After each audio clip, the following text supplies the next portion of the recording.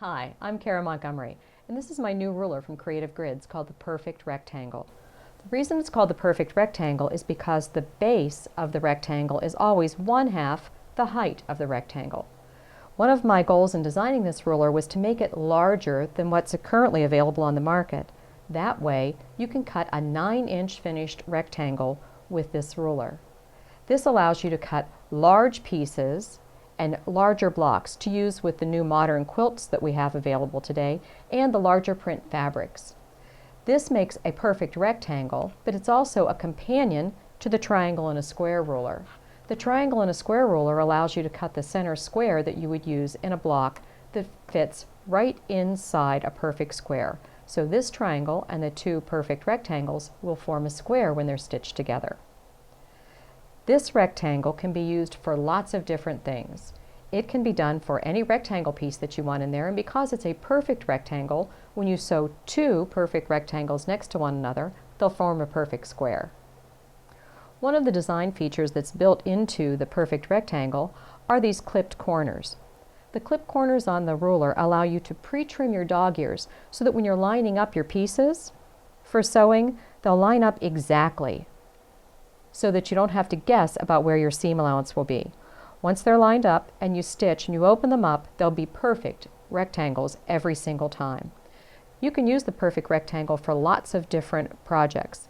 Sewing them together mirror imaged will create sort of a tree shape. You can actually even separate them by putting a trunk in the middle for a contemporary looking tree.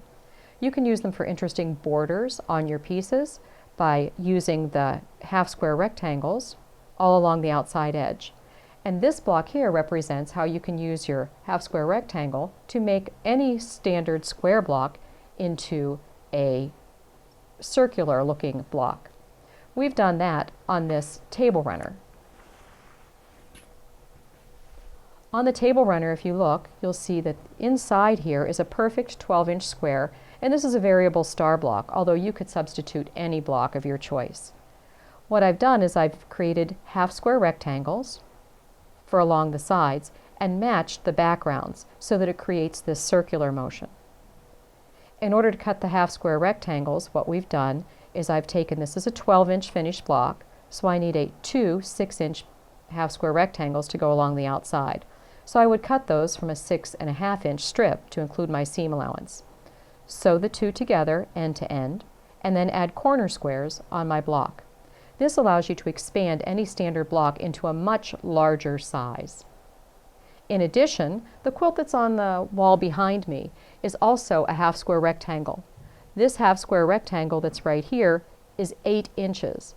So if you look at the quilt, this is queen size. The larger my rectangles, the fewer pieces I have to make for my quilt. So I can make a quilt for a much larger queen or king size bed with fewer number of pieces. The Perfect Rectangle ruler is part of 5 new triangles in a series from Creative Grids. It's also the companion to the triangle in a square ruler.